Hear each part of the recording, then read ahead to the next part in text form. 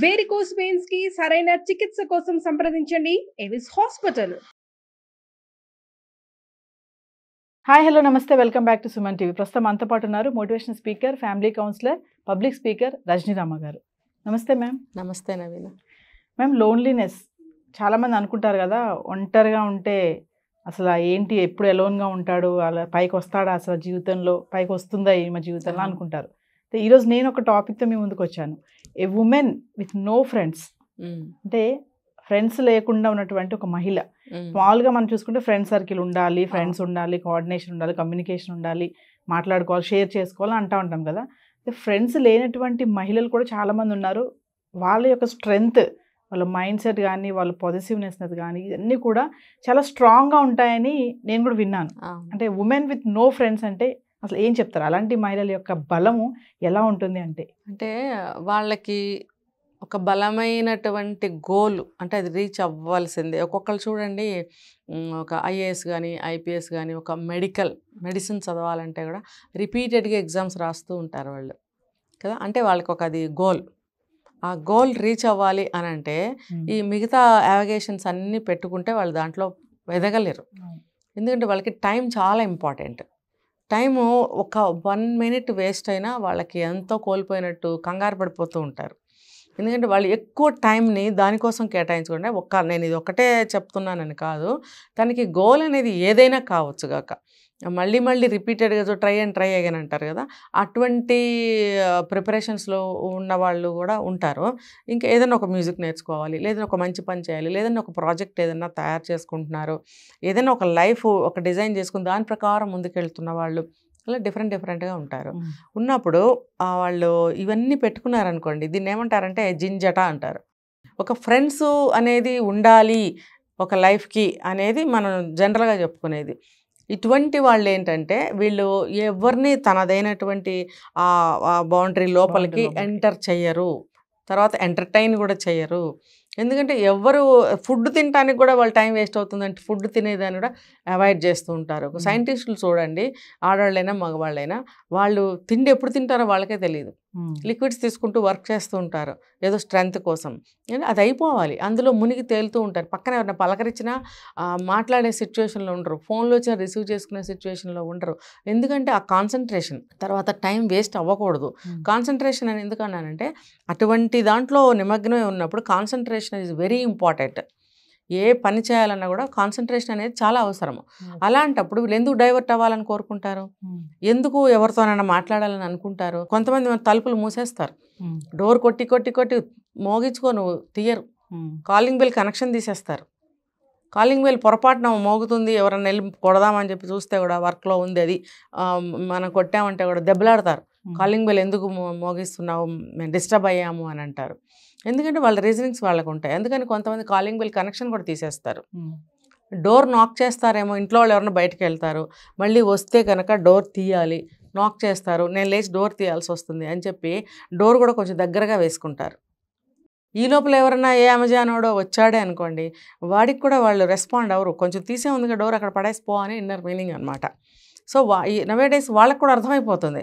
అలాంటి సిచ్యువేషన్లో వాళ్ళు ఏం చేస్తారు, డిస్టర్బ్ చేయకుండా అన్నీ ముందుగానే బిఫోర్ పేమెంట్స్ అయిపోతాయి కదా, ఆన్లైన్ పేమెంట్స్ అయిపోయి ఉంటాయి. అలాంటి వాళ్ళు ఆర్డర్ చేసిన వస్తువులకి ఏదైనా వాళ్ళు ఏం చేస్తారు, డోర్ నెంబర్ చూసుకుంటారు, వస్తువుని అక్కడ పడేస్తారు, పోతారు.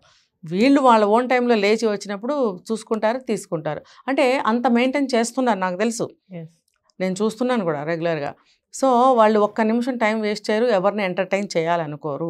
మరి ఇంకా ఫ్రెండ్స్ని ఎందుకు పెట్టుకుంటారు అంటే వాళ్ళు ఆ కాన్సన్ట్రేషన్ కోసం వాళ్ళ మైండ్ని చాలా క్లియర్గా పెట్టుకుంటారనమాట. ఎటు కూడా అటు ఇటు కాన్సన్ట్రేషన్ డైవర్ట్ అవ్వరు. తర్వాత వాళ్ళ మైండ్ చాలా స్ట్రాంగ్గా ఉంటుంది. ఎలా స్ట్రాంగ్గా అంటే నేను అనుకున్నది గట్టిగా సాధించి తీరాలి అసలు ఎట్టి పరిస్థితుల్లో అని అంటారు కదా, ఆ రకమైన స్ట్రాంగ్గా ఫిక్స్ అయి ఉంటారు వాళ్ళు, దేనికి లొంగరు అనమాట. ఇంకా చెప్పాలంటే పెళ్ళి ఒక లైఫ్ను కూడా అవాయిడ్ చేస్తారు. తను ఆ గోల్, ఇందాక మనం చెప్పుకున్నాం ఒక వీడియోలో, ఒక కెరీర్ కోసము, అది తర్వాత జాబ్ సెక్యూరిటీ కోసం పెళ్ళిళ్ళు కూడా చేసుకోరు, ఇది కూడా అందులోకే వస్తుంది. పెళ్ళి ఇదంతా కూడా తర్వాత, ముందు రీచ్ అవ్వాలి, గోల్ రీచ్ అవ్వాలి. అలాంటప్పుడు పర్సనల్ లైఫ్ను కూడా పక్కకు పెట్టేస్తారు. చాలా ఒక గట్టి మనస్తత్వంతో ఉంటారనమాట, పట్టుదలతో ఉంటారు వీళ్ళు.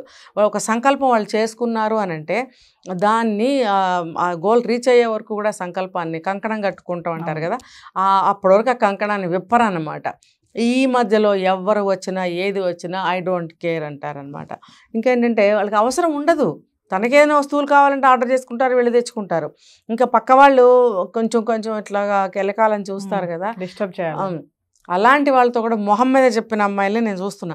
అంటే నో ఫ్రెండ్స్ అంటే వీళ్ళందరూ వస్తారు కదా మేడం, అందరూ వస్తారు కాదు, నైబర్స్ ఏదైనా అదే కూర్చొని మాట్లాడుకుంటారు ఏదైనా. ఇంకా ఎవరైనా ఇప్పుడు మనకు నైబర్స్ ఉన్నారనుకోండి, వాళ్ళు ఏమైనా పలకరించాలని చూస్తారు, అవతల వాళ్ళు అనుకోండి, వీళ్ళకి లేదు. కానీ ఏదో నైబర్స్ కదా పలకరిద్దామని చూస్తే పలకరు. డోర్ కొట్టి లోపలికి వెళ్ళి కూర్చునే సంగతి తర్వాత సంగతే. ముందు ఎక్కడైనా కనిపిస్తారు కదా, దారిలో ఎక్కడైనా కనిపిస్తారు, మొహం తిప్పుకుని వెళ్ళిపోతుంటారు. ఎందుకనంటే ఎంటర్టైన్ చేయదలుచుకోలేదు నేను నీతో, నీ ఫ్రెండ్షిప్ నాకు అవసరం లేదు, నా కెరీర్ అదే గుర్తుంటుంది. సో వాళ్ళు ఒకటి సాధించాలన్నా ఒకటి చేయాలన్నా దేన్ని కూడా ఇందులోకి రానివ్వరు, యువతల వాళ్ళు ఎంత ప్రయత్నం చేసినా. అయితే వాళ్ళ దృష్టిలో ఎలా ఉంటుందంటే వీళ్ళు దేనికి పనికిరారనో, అసలు వీళ్ళు ఏం చేస్తున్నారని అనుమానాలు, ఏదో తెలుసుకోవాలని క్యూరియాసిటీలు నైబర్స్లో ఎక్కువైపోతూ ఉంటుంది. ఎవరేమనుకున్నా నాకు అనవసరం, నేను మాత్రం ఇలాగే ఉంటాను, నాకు ఇది ఇంపార్టెంట్. నేను అలాంటి వాళ్ళు ఏంటంటే చాలా స్వతంత్రమైన మైండ్తో ఉంటారు, స్వతంత్రమైన అభిప్రాయాలతో ఉంటారు, ఇండివిజువాలిటీ ఎక్కువగా ఉంటుంది వాళ్ళలో. అంటే ఎవరిది అప్రూవల్ తీసుకోరు, అసలు వాళ్ళదే. నేను అనుకున్నాను నేను ఇది చేయాలి, నాకు ఎవరు చెప్పక్కర్లేదు, నాకు దీని మీద ఒక స్పెసిఫిక్గా ఒక ఒపీనియన్ ఉంది, ఒక థాట్ ఉంది, నాకు ఒక ప్లాన్ ఉంది, ఐడియా ఉంది ఉన్నప్పుడు నేను ఎవరిని ఎందుకు అడగాలి, ఎవరిని ఎందుకు ఎంటర్ చేయాలి, ఎందుకు నా టైం వేస్ట్ చేసుకోవాలి? ఈ అరగంట ఈ 20 నిమిషాలు నేను నీతో స్పెండ్ చేస్తే నాకు వేస్ట్, అది ఇక్కడ స్పెండ్ చేస్తే నాకు అది వర్కౌట్ అవుతుంది. ఒక రీసెర్చ్లో ఉన్న వాళ్ళని తీసుకుంటే ముఖ్యంగా ఇలాంటివి బాగా కనిపిస్తుంటాయి. వాళ్ళు అసలు ఒక్క నిమిషం కూడా వేస్ట్ చేసుకోరు, ఎందుకంటే వాళ్ళు అనుకున్నది వాళ్ళు చాలా స్ట్రాంగ్గా ఫిక్స్ అయి ఉంటారు, ఒకటే మాట ఇంకంతే, మళ్ళీ అదే చెప్పుకుంటున్నాం. వాళ్ళు చాలా ఇండివిజువల్ మెంటాలిటీగా ఉంటారు, ఎవరు ఉన్నా లేకపోయినా ఐ డోంట్ కేర్, నేను ఒంటరిగా బ్రతకగలను. ఒకవేళ వాళ్ళు సాధించింది అయిపోయింది, సాధించేశారు, మ్యారేజ్ చేసుకునే ఏజ్ దాటిపోయింది, అప్పుడు కూడా వాళ్ళు డోంట్ కేర్ అండి. నాకు తెలిసిన ఒక డాక్టర్ ఉన్నారు, శైలజ అని, ఆవిడ 65 years ఏజ్, ఆవిడ కూడా ఇదే మెంటాలిటీ. ఈవెన్ పేషెంట్స్తో కూడా ఆవిడ 1/2 minute 1 minute కంటే ఎక్కువ మాట్లాడదు. ఏంటంటే నేను తెలుసుకున్నది ఆవిడ ఇంకా దేని మీద రీసెర్చ్ చేస్తుంది ఆ ఏజ్లో కూడా. ఎందుకంటే ఒక పేషెంట్స్ని త్వరగా చూసేసి పంపించేస్తే ఆ మిగిలిన టైంలో ఆవిడ ఏదో జర్నల్స్ చూసుకుంటూ ఉంటారంట. ఇంటికి వెళ్ళిన తర్వాత కూడా ఆవిడ వంట కూడా 2 రోజులకి చేసుకుంటుందో, సింగిల్గా ఉన్నప్పుడు మరి అన్నీ చేసుకోవాలి కదా. అయినా ఇవన్నీ వాళ్ళకి లెక్కలోకి రావు, ఎప్పుడు వాళ్ళ థాట్లోనే ఉంటుంటారనమాట. వాళ్ళకి ఎవరు అవసరం పడదు, ఎవరి మాట ఎవరి సలహా అవసరం ఉండదు వాళ్ళకి, తనే అన్నీ. మేడం అయితే ఫైనల్గా ఇలాంటి మైండ్ సెట్ ఉన్న వాళ్ళు లైఫ్ పార్ట్నర్గా వస్తే ఎలా ఉంటుంది లైఫ్ పార్ట్నర్? అసలు వాళ్ళు పెళ్లి చేసుకోవడానికి ఎక్కువ ఇష్టపడరు, ఎందుకంటే ఆ ఏజ్ దాటిపోతుంది వాళ్ళకి. మ్యాక్సిమం ఇలాగే ఉంటాయి. ఒక 40 years దాటిపోయిన తర్వాత పెళ్లి చేసుకోవాలని ఆలోచన రాదు ఇంకా, ఎందుకంటే వాళ్ళకి ఆ లైఫ్కి అలవాటు పడిపోతారు, అదే బాగున్నట్టు ఉంటుంది, ఎటువంటి డిస్టర్బెన్సెస్ ఉండవు, తన పైన ఒక అథారిటీ చేసేవాళ్ళు ఎవరు ఉండరు, బోడి సలహాలు ఇచ్చి మన ఒపీనియన్ని మార్చేసేవాళ్ళు ఉండరు, తర్వాత మనం చేయబోతున్న పనిని ఇలా కాదు ఇలా అని చెప్పి సజెషన్స్ ఇచ్చేవాళ్ళు ఉండరు. ఎందుకంటే అవన్నీ ఆ స్టేజ్ దాటిపోతారు వాళ్ళు. ఇంకా అప్పుడు పెళ్లి చేసుకుంటే వాడు వేగలేడు, వీళ్ళు వాళ్ళ దారిలోకి ఎట్టి పరిస్థితుల్లో వెళ్ళలేరు, వాళ్ళు నలిగిపోతారనమాట. అవతల వాళ్ళు కూడా పర్సనల్ లైఫ్ని చాలా మిస్ అవుతారు వీళ్ళతోటి. కాబట్టి ఇలాంటి వాళ్ళు దాదాపుగా మ్యారేజ్లు చేసుకోరు.